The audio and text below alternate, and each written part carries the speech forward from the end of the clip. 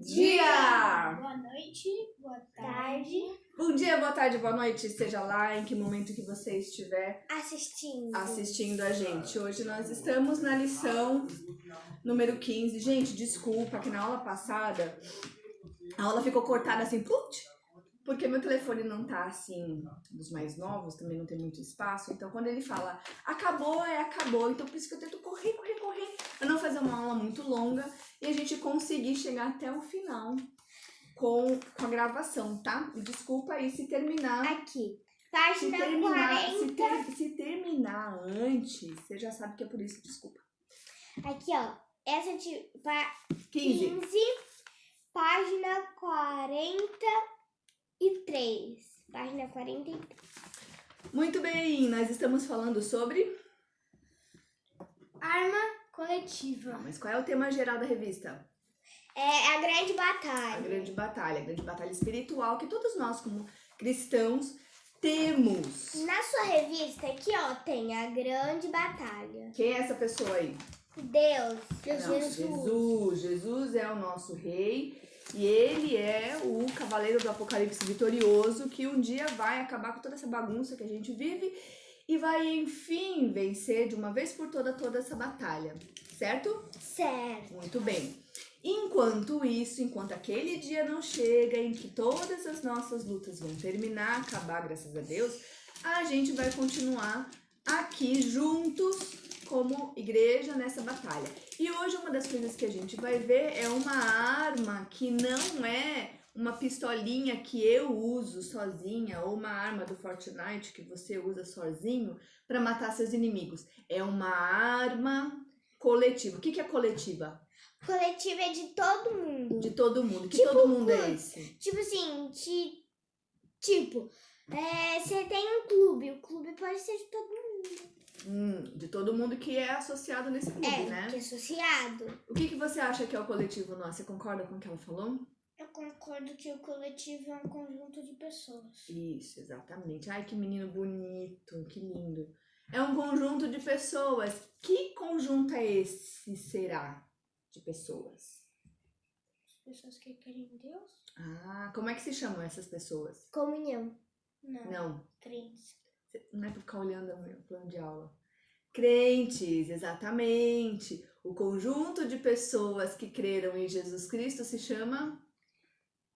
Crentes. Crentes são as pessoas. O grupo de pessoas é o quê? Crentes. Igreja! Cristão, crente, são pessoas. Você é crente, eu sou crente, ela é crente. Nós todos juntos, além de sermos uma família, nós somos o quê? A igreja de Jesus. Então essa arma coletiva é uma arma que a igreja tem para junto,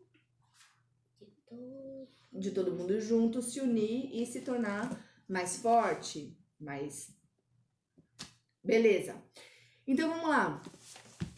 O mistério, então, é qual a arma que funciona somente quando os cristãos estão juntos? E eu vou escrever aqui.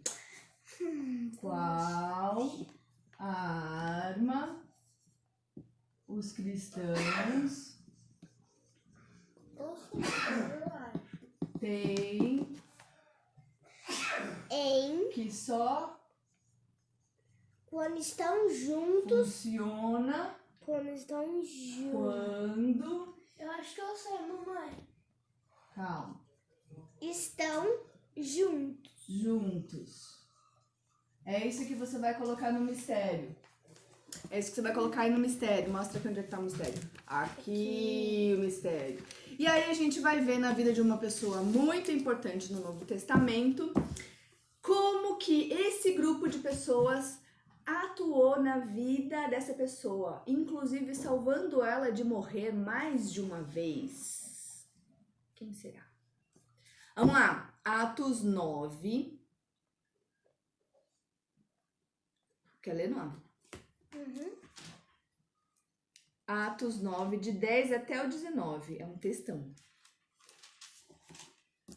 Atos 9, de 10 a 19. 9, versículo de 10 ao 19.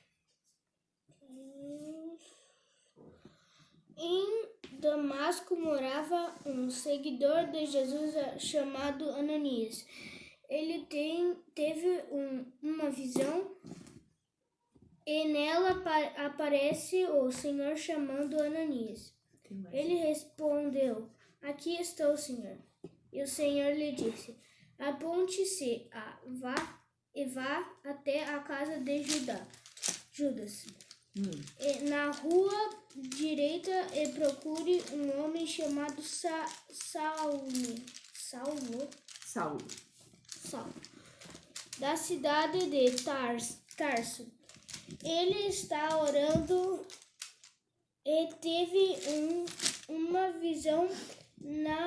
Nela apareceu um homem chamado Ananias, que entrou e pôs as mãos sobre ele. Deu uma puladinha aí, né? Tá bom. A fim de que ele pudesse ver de novo. Ananias respondeu: Senhor, muita gente me falando a respeito desse homem e de todas as maldades que ele fez em Jerusalém com os que creem no Senhor. E agora ele veio aqui a Damasco com autorização dos chefes dos sacerdotes para prender todos os que te adoraram. Mas o Senhor disse a Ananias: Vá, pois eu escolhi esse homem para trabalhar para mim, a fim de ele anunciar o meu nome aos não-judeus, aos reis e ao povo de Israel. E mesmo vou mostrar a Saulo tudo o que ele terá de sofrer por minha causa. Então Ananias entrou na casa de Judas, pôs a mão sobre Saulo e disse: Saulo, meu irmão, o Senhor que me mandou aqui é o mesmo Jesus que você viu na estrada de Damasco. Ele me mandou para que você veja Veja de novo e fique cheio do Espírito Santo. No mesmo instante, mais coisas parecidas com escamas caíram dos olhos de Saulo e ele pôde ver de novo algumas coisas e ficou forte como antes. Ele comeu algumas coisas, né? O que está acontecendo então nessa história? Quem era Saulo? Vocês lembram quem é Saulo? Sim. Ele era quem? Eu posso falar? Pode. Ele estava na estrada, aí apareceu uma luz muito forte, aí ele ficou cego. Então, mas o que ele fazia antes? O texto fala. Ele Ele matava cristãos. É. Ele fazia parte dos líderes. Sabe aqueles líderes que mataram Jesus? Esse mesmo grupinho aí. Esse Saulo, que eles chamam Saulo, ele participava desse grupinho também. Então ele gostava de aprisionar os cristãos, colocar na cadeia, torturar e matar. E o que acontece? Ele estava no caminho pocotó, para Damasco, lá na Síria. E aí, então, mano, sabe o que aconteceu? Uma luz, ele ficou cego, caiu do cavalo. Jesus conversou com ele e ele nesse momento se converteu. E aí ele entendeu que a perseguição para os cristãos, a perseguição que ele estava fazendo, perseguindo os cristãos, ele estava fazendo isso contra Jesus, contra Deus. E naquele momento ele se converteu e ele falou assim: pô, agora eu quero Jesus, porque eu entendi que Jesus é o Messias. E aí o que acontece na nossa história é o que acontece depois desse momento que ele cai do cavalo. O que aconteceu com os olhos dele? Ele ficou cego. E como que o texto diz que os olhos de cegos ficou aberto de novo? Caiu escamas. Quando? Quando Judas, né? Ananias. Ananias foi para casa de Judas. Por que Ananias tinha que ir para casa de Judas? para botar o braço em cima. Não, assim não, assim. Ah, sim. De amigo? É, amigo. De amigo, assim? O que ele Assim, tinha ó. que fazer? Assim. A fazer massagem? Não sei, mas ele falou isso. Não, ele falou que Ananias recebeu uma visão de Deus. Deus também apareceu pra ele, ele Que falou... tinha botado no ombro dele, tocado no coisa dele. E aí, não sei mais, e disse isso. Ananias tinha que ir lá à casa de Judas, porque Saulo estava lá e ele precisava de ajuda. Mas será que Jesus não conseguiria curar Saulo, tirar as escamas e fazer ele enxergar novamente sozinho, sei lá, como oração, Sim. qualquer coisa? Claro. E por que ele tinha que ir para casa de Judas lá junto com Ananias? Ai, eu sei. Por quê? Não sei. Pois é, porque é assim que Deus age. Ele usa pessoas para abençoar e tratar a vida de outras pessoas.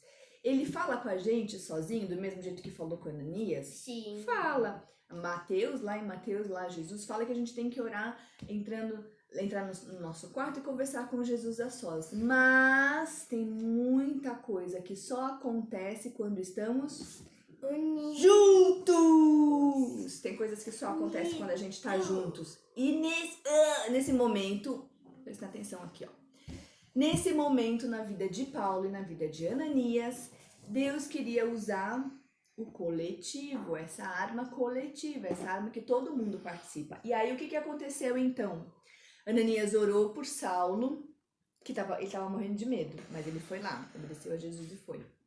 Orou por Saulo e ele que estava cego foi caindo as escamas do olho e ele passou a enxergar. Que escamas? Sabe o peixinho que tem as Sim. escamas?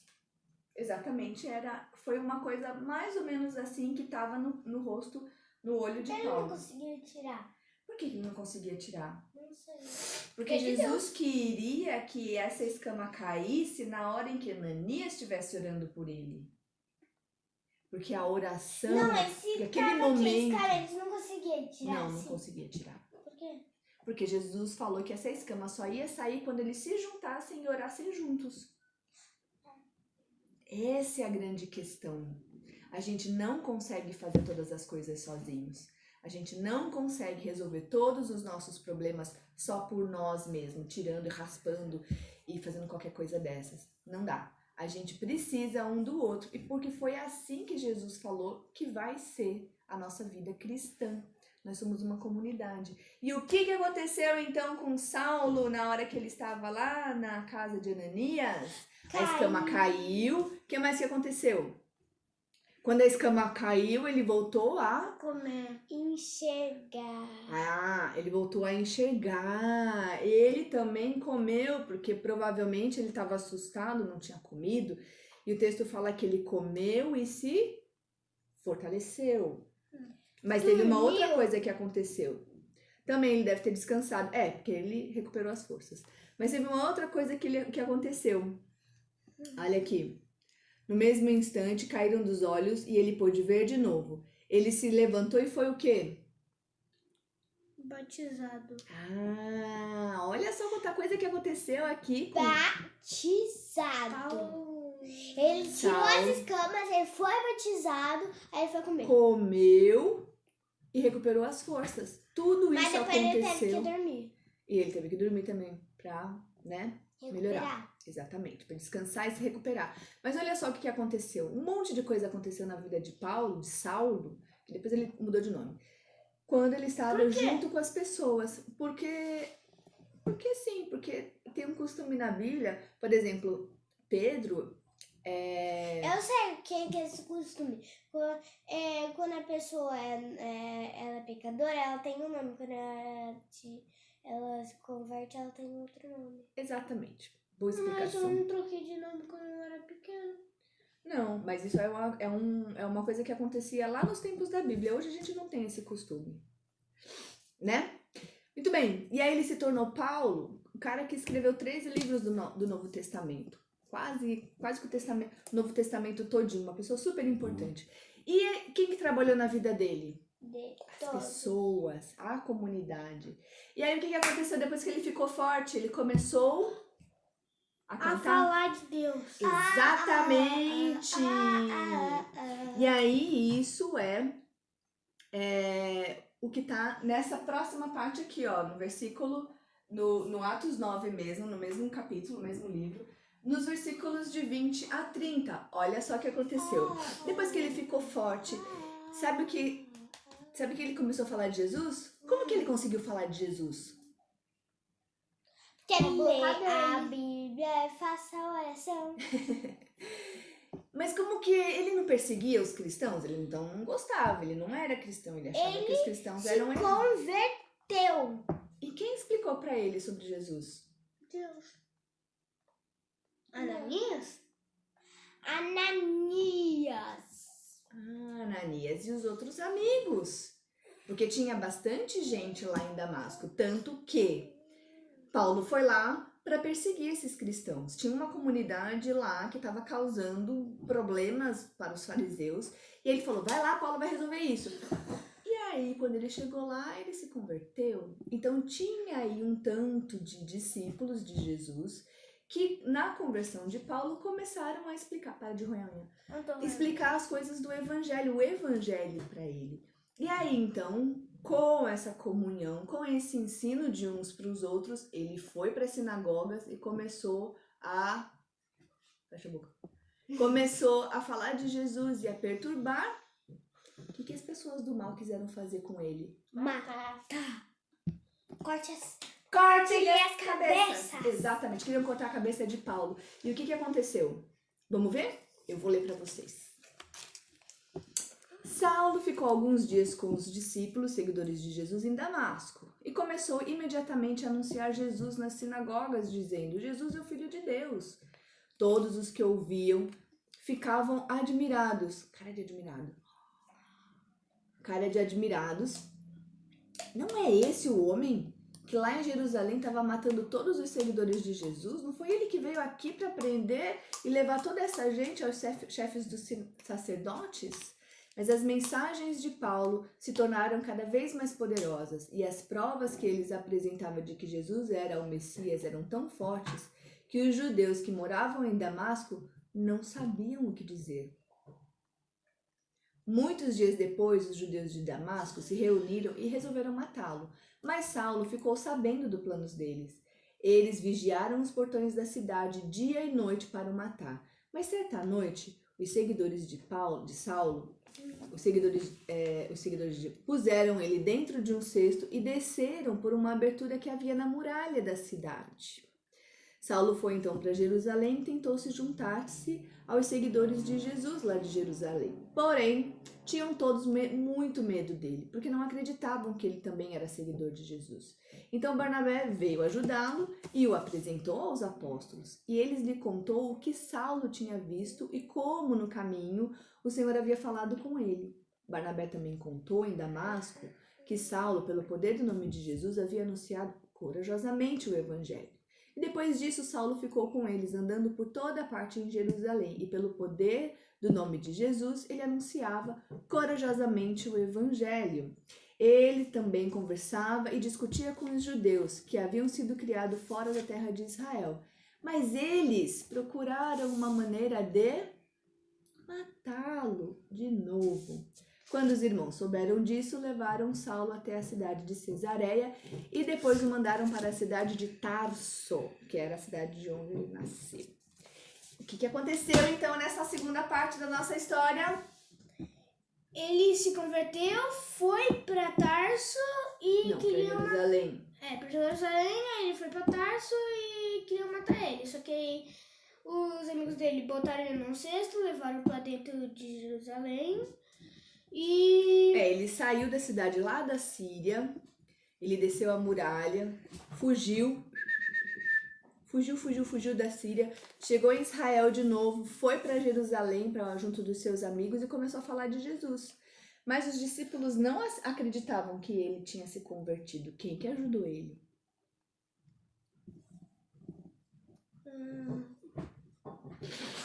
Tô lembrando. Barnabé. Barnabé. Quem era Barnabé? Era um cara que já era convertido já faz tempo. E aí ele precisou de ajuda de novo dos amiguinhos. E Barnabé ajudou ele. Ajudou, conversou com ele e foram juntos falar de Jesus e foram juntos para as sinagogas para falar do evangelho. Até que o que é isso aí causou de novo? Queria matar ele de novo. Queria matar ele de novo. Ô povo ruim esse, hein?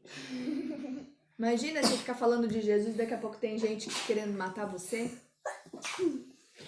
Pois é, essa era a época do Novo Testamento. Era assim. Angélica. Hello, Moto.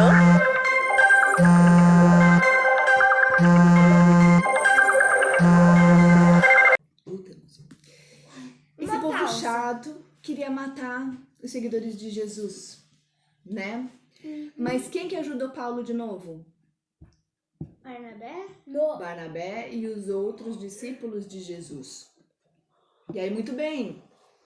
Olha só, mais uma vez, salvaram a vida dele pela... Segunda vez. A primeira vez ele estava onde? Em Tarso. Não, em Damasco. Tarso. Não, Tarso foi para onde ele foi. Mandado no final. Antes ele estava na Síria. Tarso é na Turquia. Ele estava na Síria, em Damasco.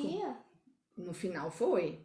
Nossa. Ele estava na Síria, depois ele foi para Israel e depois mandaram ele para a Turquia, onde fica, que é Tarso, o litoral da Turquia, litoral sul. Agora eu entendi porque minha mãe gosta de viajar e meu pai também. Porque a Bíblia viaja muito. A Bíblia viaja muito. Inclusive, sabia que ele fez várias viagens missionárias?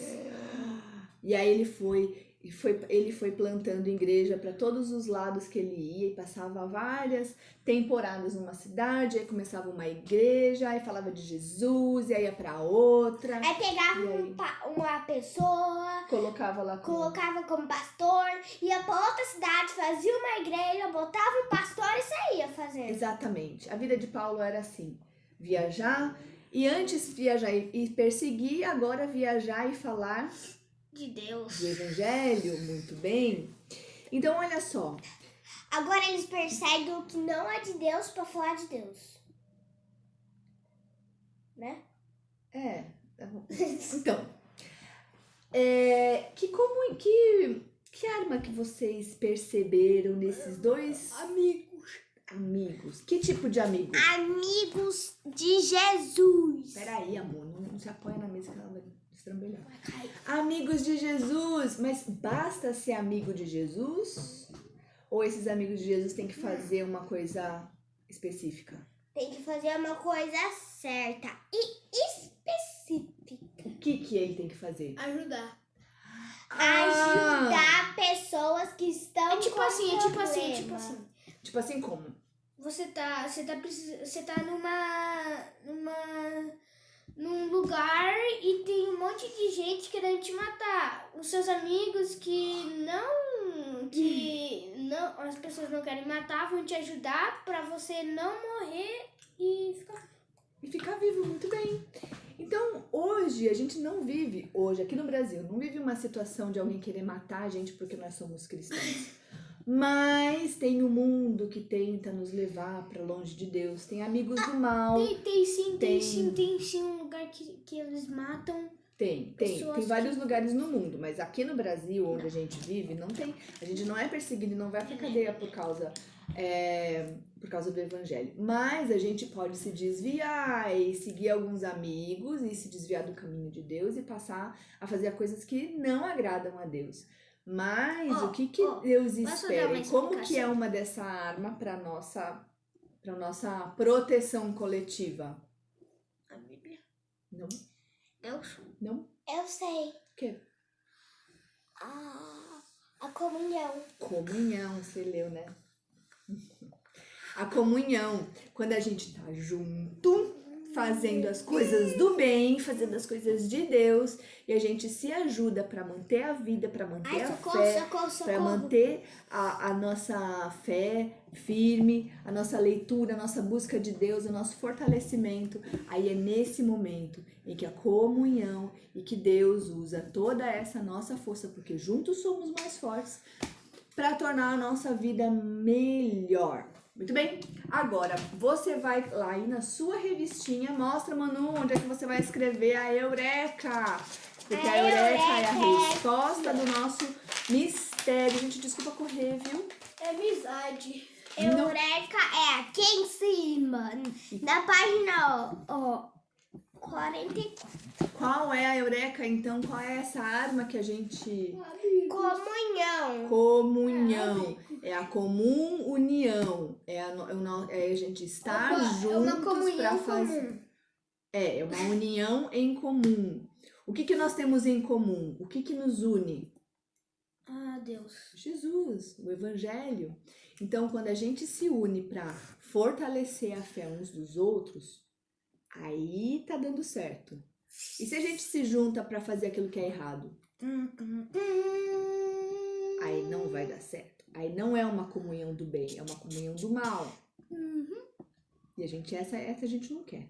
Mas a comunhão que a gente tem que ficar é a comunhão de Deus. Exatamente. Não pode ser a comunhão do pecado. Então, qual é a nossa arma coletiva? A Comunhão. comunhão em Cristo.